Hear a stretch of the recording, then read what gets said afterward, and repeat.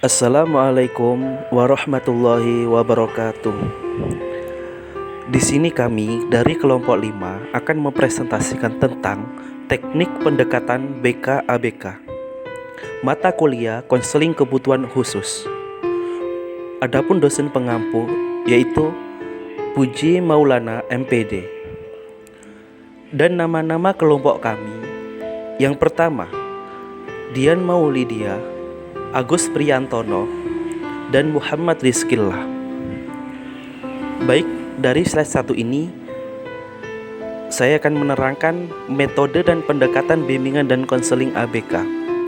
Metode dan pendekatan dalam bimbingan terhadap ABK dibutuhkan untuk pemberian layanan yang efektif pada anak. Hal ini dimungkinkan untuk terjadinya perubahan ke arah yang lebih baik bagi anak. Adapun langkah-langkah yang dapat ditempuh dalam layanan bimbingan dan konseling ABK antara lain: 1. Memahami kebutuhan anak berkebutuhan khusus atau ABK. A. Adanya hubungan baik dalam pengasuhan yang berlangsung secara terus-menerus. B.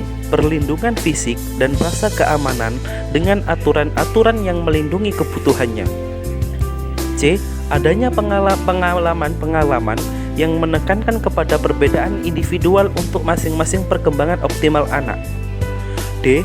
Pemberian kesempatan yang tepat sebagai media untuk membangun keterampilan kognitif, motorik, bahasa, emosional, dan sosial. E. Adanya harapan yang tepat dari orang dewasa. F. Adanya komunitas yang stabil dan konsisten. 1. Fokus konselor dalam konseling ABK.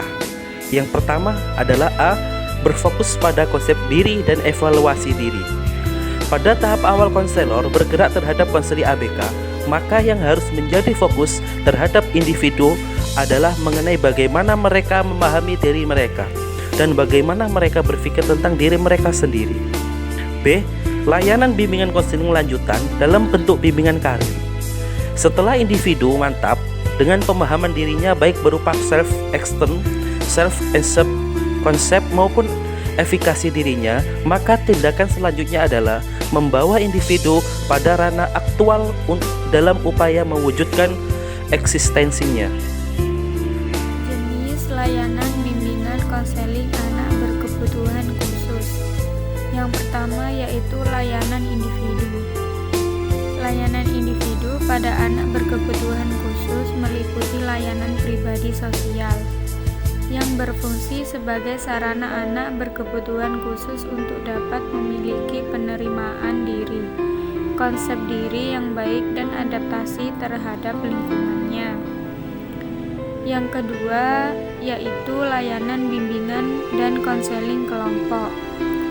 Layanan bimbingan konseling dimaksudkan untuk memberikan bantuan kepada individu melalui kegiatan kelompok.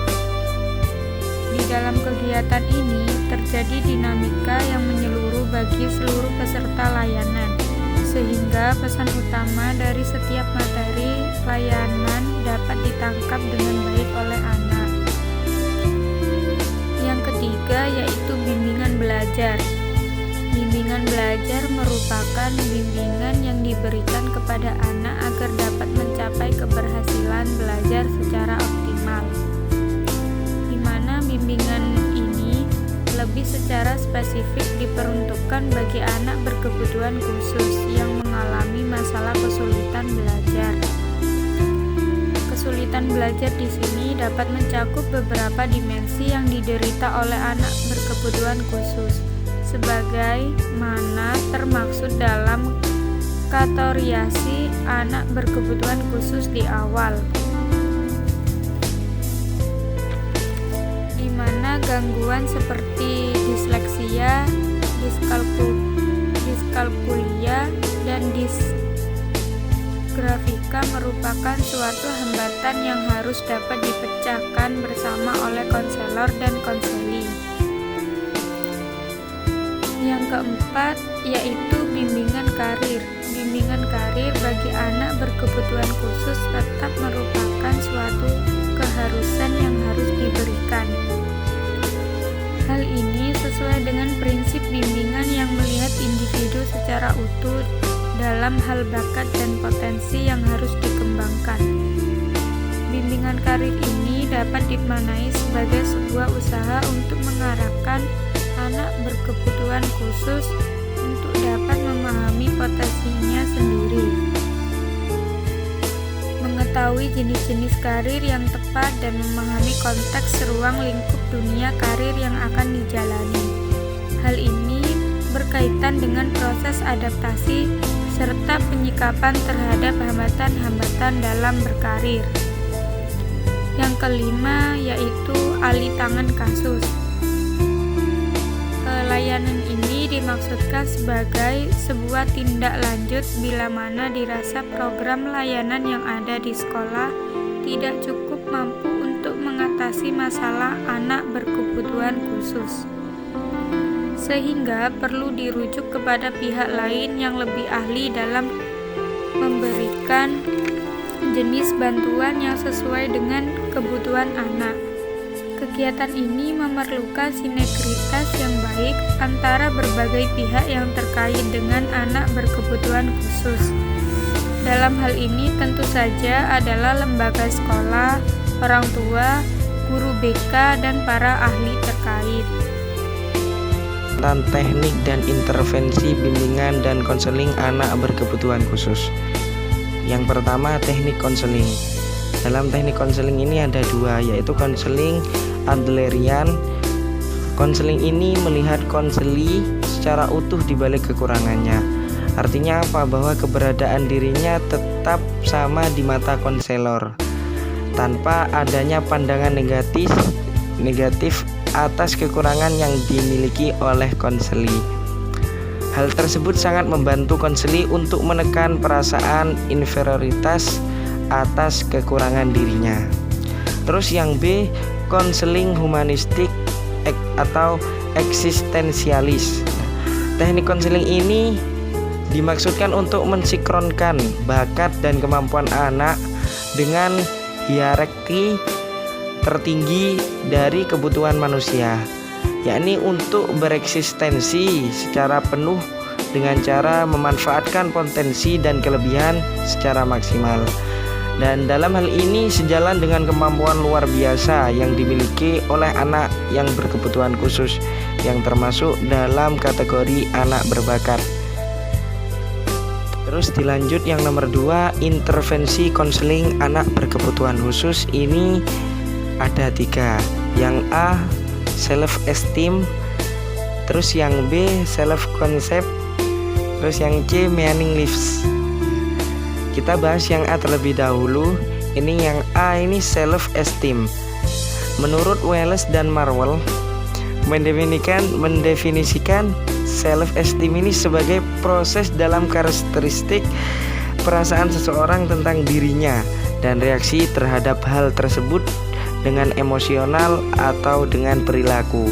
Dan dalam konsep ini menggunakan ide sikap dalam makna yang bervariasi, yakni kognisi, perasaan, keyakinan, dan kecenderungan untuk berbuat dan sebagainya.